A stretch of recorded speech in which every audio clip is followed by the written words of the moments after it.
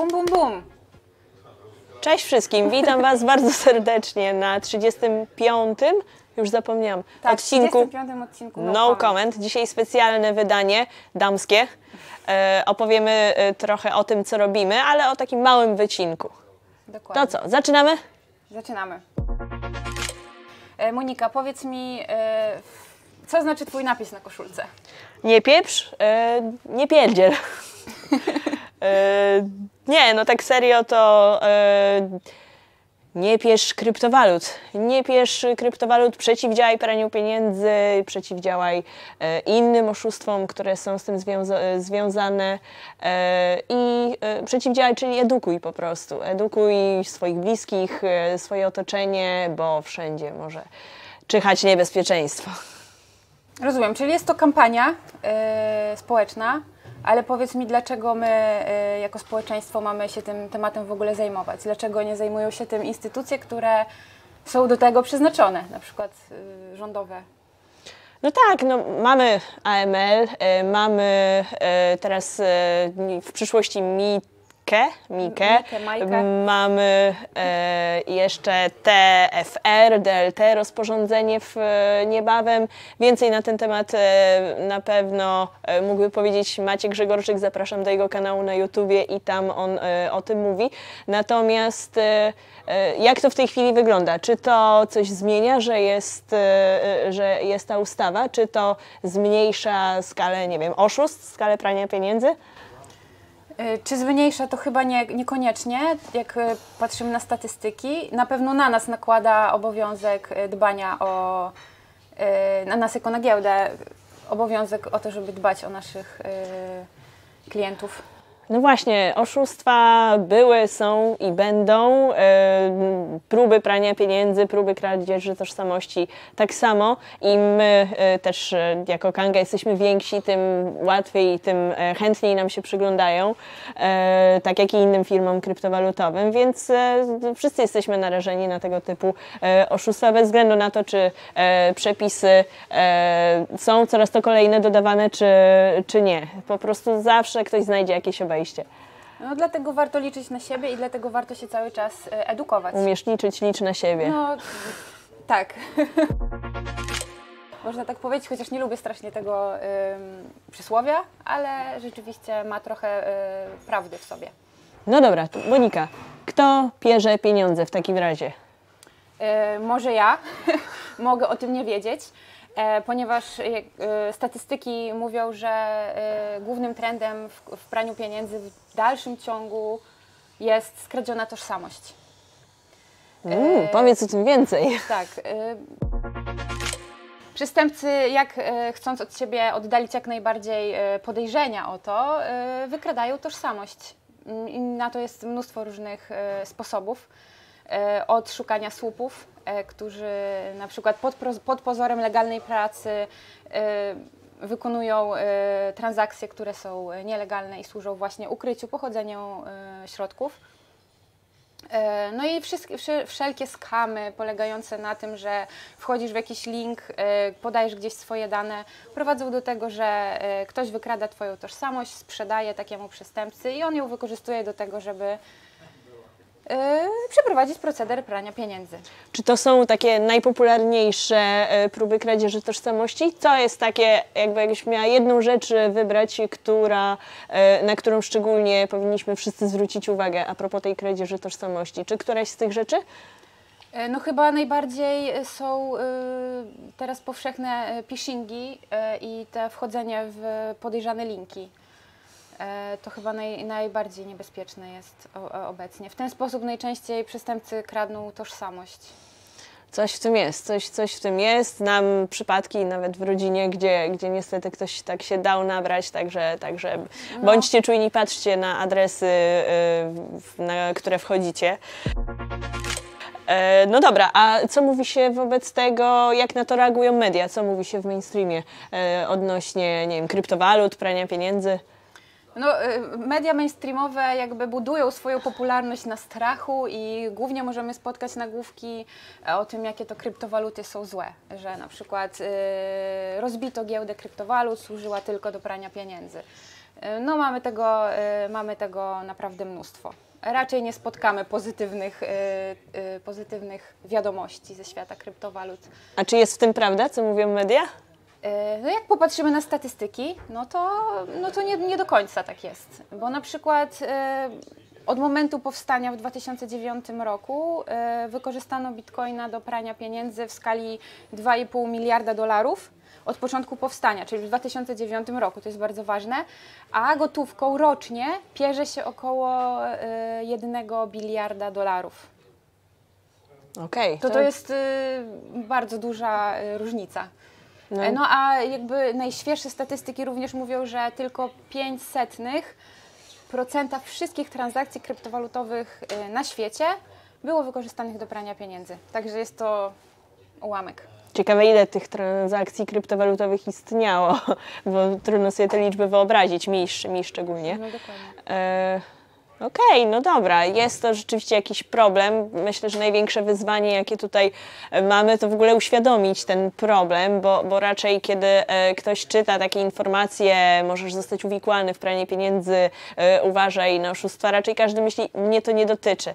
A serio, uwierzcie mi, nawet się najbardziej wytrawni gracze, osoby, które już siedzą w kryptowalutach długo, potrafią czasem nabrać, no bo oszuści coraz to nowe techniki stosują. Dokładnie tak jest. No dobrze, powiedz mi może w takim razie, jak to się zaczęło, że powstała kampania Nie Pieprz? Ja już przyszłam na gotowe, jak już trwała. Więc zaczęło się w zeszłym roku. No te próby właśnie wyłudzeń, prania pieniędzy wszędzie się dzieją. Natomiast była taka jedna większa próba, 340 000 złotych w kantorze. Ktoś próbował przeprać i słuchajcie, no zidentyfikowaliśmy to, unicestwiliśmy to, było zresztą w mediach o tym mówione. Ktoś się podawał za przedstawiciela Kościoła katolickiego, także już sobie budował ten autorytet osoby uczciwej. Natomiast udało się to wyłapać i nie tylko ta, ale myślę, że ta była akcja jedną z takich, gdzie sobie powiedzieliśmy, kurczę, musimy teraz się tłumaczyć, musimy nie dosyć, że instruujemy klienta, co ma robić, gdzie ma się skierować. Klient traci czas. Klient traci czas na to, żeby się tłumaczyć, traci nerwy. My też poświęcamy czas na to, żeby jakby wyjaśnić, o co chodzi, no bo policja, gdy dostanie takie zgłoszenie, no to wszystkie zaangażowane strony może przesłuchać.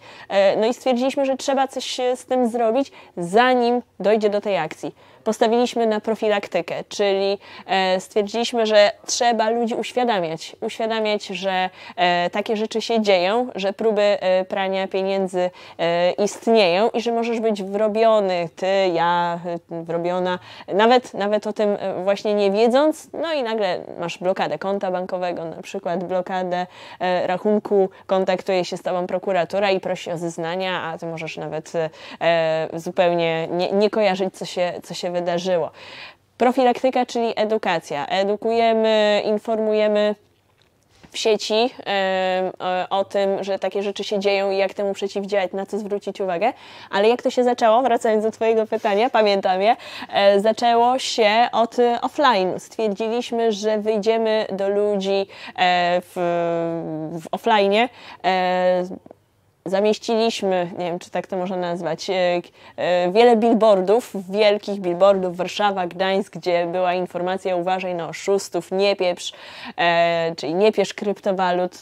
Nasze reklamy pojawiały się też w pociągach, w stacjach SKM, na przystankach metro w Warszawie. No właśnie, dajcie znać w komentarzach, czy spotkaliście kiedyś nasze plakaty w Warszawie, w metrze, w SKM-kach były, tak jak Monika powiedziała. Dokładnie. No i tak zaczęliśmy. Chcieliśmy dojść do wszystkich ludzi, którzy kiedykolwiek słyszeli o kryptowalutach. Natomiast teraz stwierdziliśmy, że skupimy się na głównie ludziach młodych. Otóż 41% około okazuje się ludzi młodych, czyli już nie ja, ale 18-24 lata, tak jest w raporcie, to są ludzie, którzy inwestują w kryptowaluty, więc chcemy dotrzeć do nich, chcemy dotrzeć do tych, którzy dopiero zamierzają inwestować w kryptowaluty, ale także do tych, którzy myślą sobie właśnie, kryptowaluty są złe. Kryptowaluty to na pewno będę miał jakiś problem z tym, będę musiał właśnie się tłumaczyć na policji, bo tam od razu można węszyć jakiś podstęp. Ja tutaj jeszcze dodam, że również według statystyk 31% młodych ludzi to są właśnie osoby uwikłane w pranie pieniędzy jako słupy lub właśnie przez skradzioną tożsamość. Czyli to też do tego wieku mniej więcej 25 lat. Aha. Czy słupy to jest to samo co muły? Chyba tak. Tylko, że muły się mówi w Wielkiej Brytanii z tego co kojarzę. Okej. A czy myśmy w ogóle wyjaśniały naszym słuchaczom, co to są słupy? Ja trochę wspomniałam, że słup to jest osoba, która pod pozorem legalnych działań tak naprawdę jest uwikłana w nielegalne działania. A muły mówi się w kontekście prania pieniędzy. No to jest taka nomenklatura, ale jak gdybyście chcieli poszukać więcej informacji na ten temat, to po tych hasłach na pewno znajdziecie takie case'y, znajdziecie też, mam nadzieję, traficie na nasze artykuły, na to, co my mamy na ten temat do powiedzenia. Monika, co jeszcze w ogóle dzieje się w kampanii teraz? Ja już trochę powiedziałam, jak to się zaczęło, trochę o planach, może co jest tu i teraz, bieżące wiadomości z kampanii.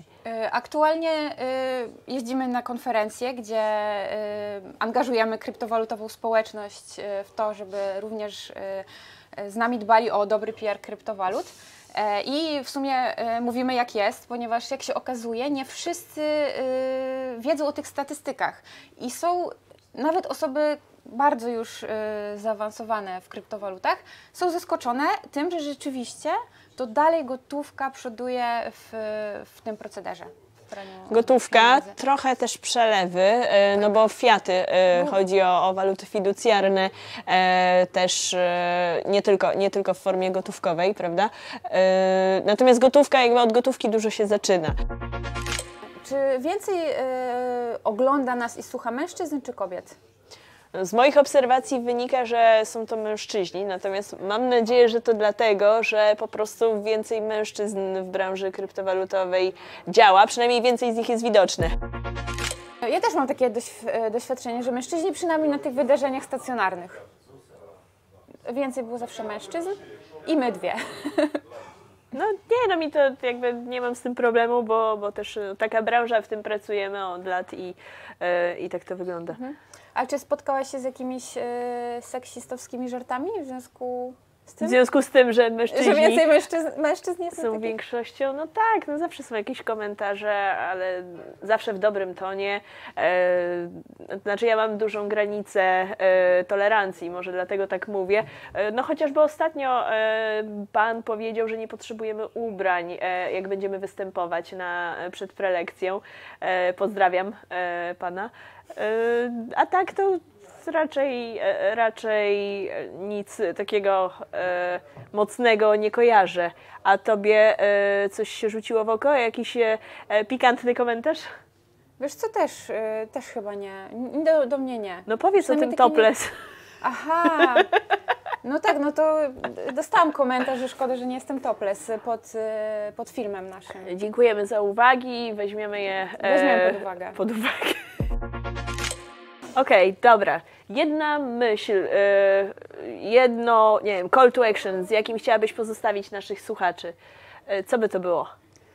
Nie pieprzmy kryptowalut, dbajmy o ich dobry PR, ponieważ nam tutaj w Kandze i mamy nadzieję, że również Wam zależy na szerokiej adopcji kryptowalut w życiu i od nas to zależy, jak to szybko przebiegnie.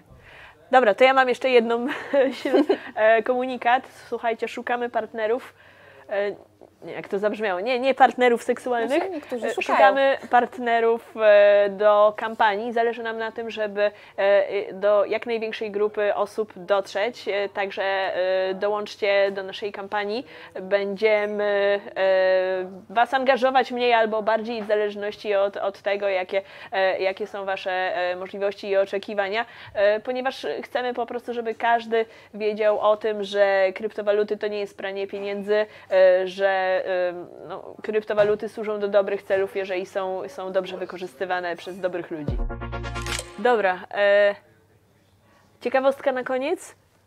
To ja się ciebie zapytam. Za późno, ja się zapytałam. No to ja mówię, wiesz, że karaluch potrafi żyć kilka tygodni bez głowy i umiera dopiero po tych kilku tygodniach z głodu. Dobrze, że mężczyźni tak nie mają. A ja powiem coś innego. Chińczycy wynaleźli samochód, który ma system warm mode w klimatyzacji z myślą o potrzebach kobiet. Tutaj mam na myśli czas menstruacji. To tak a propos seksistowskich pomysłów. Dobra, zapraszamy na kwadrans z Kangą, bo to już niedługo, we wtorek o godzinie 9:30. Kto wystąpi, to niespodzianka. Oglądajcie, jeśli chcecie w ciekawej formie dowiedzieć się interesujących, bieżących wiadomości z rynku kryptowalut i ze świata Kangi. I czekamy na Wasze komentarze pod tym odcinkiem. Zawsze je czytamy i z chęcią poczytamy też o Waszych doświadczeniach w tym temacie, o którym dzisiaj mówiłyśmy. Dajcie znać, jakie wątki jeszcze chcielibyście, żebyśmy poruszyli w kontekście prania pieniędzy kryptowalutami. Oprócz wystąpienia topless, bo to już wiemy. Zbieramy właśnie pomysły na kolejne materiały wideo, nie tylko wideo, dobra, nieważne, na materiały wideo, także czekamy na informacje od Was. Dziękujemy. Dzięki, cześć.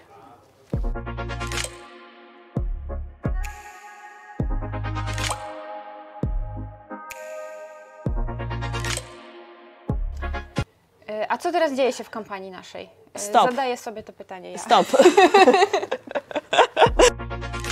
Monika, jaką najbardziej kontrowersyjną rzecz zrobiłaś w toku tych działań w ramach kampanii? Bo jednak ostatnio dużo się działo, nie mówiąc już o tym, co robimy w sieci, idziemy do ludzi i faktycznie rozmawiamy odnośnie kampanii. Pokaż napis na swojej koszulce. No myślę, że widać go bardzo dobrze. Właśnie z takim napisem poszłam do klubu w Białymstoku. Pozdrawiam Białystok, moje rodzinne miasto, ale niektórzy uznali to za bardzo ekstrawaganckie wystąpienie. W tym klubie? Tak. Czy tańczyłaś na stole? Czy dużo osób to widziało? Nie tańczyłam na stole, bo mnie pilnowałaś. Aha, w tej ja tam samej byłam. koszulce. Ja tam byłam. Myślałam, że to się działo już jak sobie poszłam spać. Nie, ale patrzyli z zaciekawieniem.